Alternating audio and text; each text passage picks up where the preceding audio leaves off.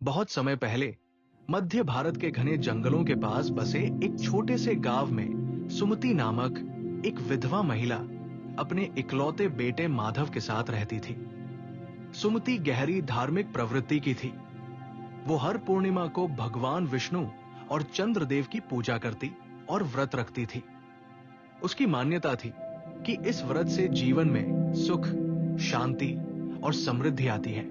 दूसरी ओर माधव अपने पिता के निधन के बाद से अत्यधिक व्यावहारिक हो गया था। वो नास्तिक था और अपने आसपास की हर धार्मिक गतिविधि को अंधविश्वास मानता था। माधव की सोच ये थी कि केवल मेहनत और धन से ही जीवन सफल हो सकता है। वो अपनी मां की पूजा और व्रत को समय की बर्बादी समझता था और अक्सर उसका मजाक उड़ाता था। मां, तुम सारा दिन इन व्रत पूजा में बर्बाद करती हो। क्या भगवान सच में तुम्हें सुनते हैं? अगर सुनते तो हम इतने कष्ट में क्यों जी रहे होते? वो तर्क देता। सुमति उसकी बातों को शांतिपूर्वक सुनती और केवल इतना कहती, भगवान की कृपा समय आने पर होती है। व्रत और पूजा से न केवल भगवान का आशीर्वाद मिलता है, बल्कि मन की शांति भी आती है। गांव में कई महीनों से बारिश नहीं हुई थी। खेत सूख चुके थे। लोग पानी की कमी से परेशान थे। स्थिति इतनी गंभीर हो गई कि लोग भूखे मरने की कगार पर आ गए। सुमति ने गांव वालों से आग्रह किया, हम सब मिलकर पूर्णिमा व्रत करें, भगवान विष्णु और चंद्रदेव से प्रार्थना करें। उनकी कृपा से हमारी समस्याएं हल होंगी।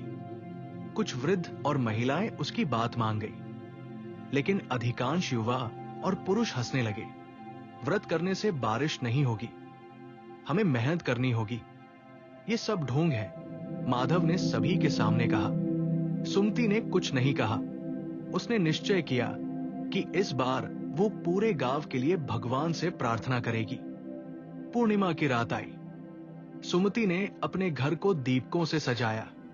उसने चंद्रदेव को दूध और जल से अर्घ्य दिया और भगवान विष्णु का ध्यान किया।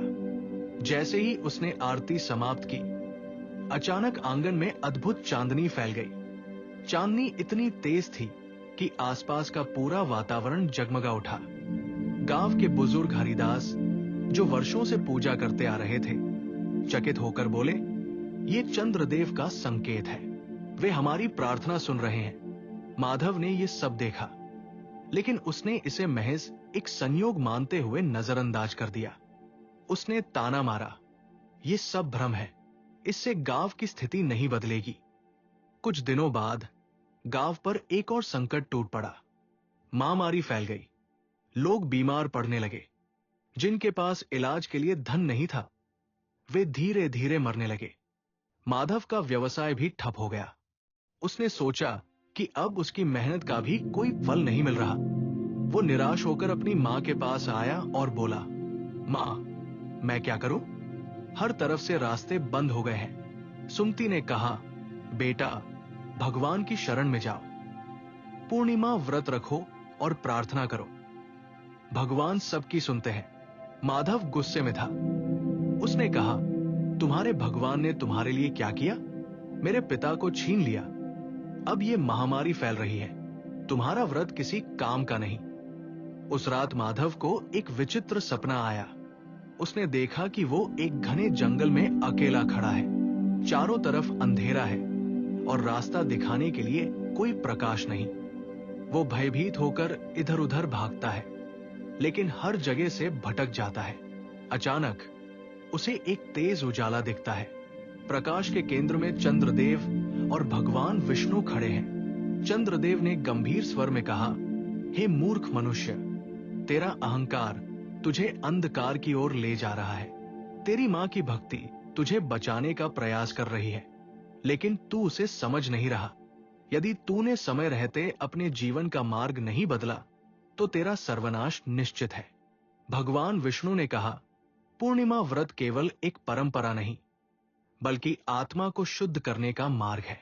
भक्ति और विश्वास से ही जीवन का उद्धार होता है। माधव नींद से जाग गया। उसका दिल तेजी से धड़क रहा था। उसने अपने सपने के बारे में सोचा और समझ गया कि यह कोई साधारण सपना नहीं था। वो सुबह अपनी माँ के पास गया और बोला, माँ, मुझे पूर्णिमा व्रत के बारे में सिखाओ। मैं भी ये व्रत करना चाहता हूं। गांव में ये खबर फैल गई कि माधव, जो हमेशा पूजा का विरोध करता था, अब स्वयं व्रत करने जा रहा है। गांव के अन्य लोग भी प्रेरित हुए और सबने मिलकर व्रत करने का निश्चय किया। पूर्णिमा की रात को पूरा गांव एकत्र हुआ। सुमति ने पूजा का नेतृत्व किया। सभी ने मिलकर चंद्रदेव को अर्घ्य दिया और भगवान विष्णु की आराधना की। जैसे ही पूजा समाप्त हुई, अचानक आकाश से एक तेज चांदनी की किरण गांव के सूखे कुएं पर पड़ी। कुएं से पानी निकलने लगा। लोग चकित होकर इस चमत्कार को देखने लगे। हरिदास ने कहा, ये चंद्रदेव और भगवान विष्णु की कृपा है। हमारी भक्ति ने उन्हें प्रसन्न कर दिया है। उस दिन के बाद से गांव में बारिश होने लगी। खेत हरे भरे हो गए। महामारी भी समाप्त हो गई। माधव का व्यवसाय भी धीरे धीरे ठीक होने लगा। लेकिन अब उसका दृष्टिकोण बदल चुका था। वो धन के पीछे भागने के बजाय भक्ति और सेवा में जीवन बिताने लगा। गांव के लोग हर पूर्णिमा को एकत्र होकर व्रत करने लगे। इस दिन को चमत्कारी पूर्णिमा के नाम से जाना जाने लगा। लोग इसे श्रद्धा और आस्था के साथ मनाने लगे। ये कहानी हमें सिखाती है कि भक्ति और विश्वास से जीवन के सभी संकट दूर हो सकते हैं। पूर्णिमा व्रत न केवल एक धार्मिक परंपरा है, बल्कि आत्मा को शुद्ध करने और जीवन में संतुलन लाने का एक मार्ग है।